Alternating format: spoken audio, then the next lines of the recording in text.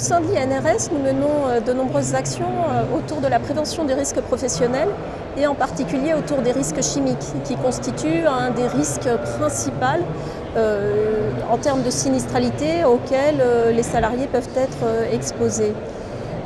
Nous menons des actions de recherche, de formation, d'information et aussi nous mettons à disposition des salariés sur notre site web de nombreux outils qui permettent de faciliter l'évaluation de l'exposition aux risques chimiques par les entreprises.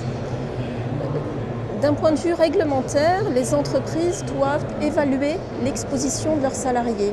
C'est une contrainte qu'ils peuvent avoir tendance à trouver un petit peu complexe à mettre en œuvre.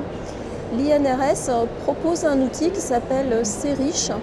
Cet outil permet aux chefs d'entreprise de faire l'évaluation du risque chimique pour ses salariés de façon interactive, à distance, sans nécessairement avoir besoin d'avoir recours à des mesures à la fois compliquées et coûteuses. L'INRS propose de nombreux outils d'évaluation au risque chimique, donc j'ai évoqué CERICH. Nous avons aussi d'autres outils que nous mettons en ligne gratuitement sur le site web de l'INRS, tels que IH SkinPerm, des outils permettant de choisir les gants qui permettront d'avoir la meilleure protection cutanée pour les salariés.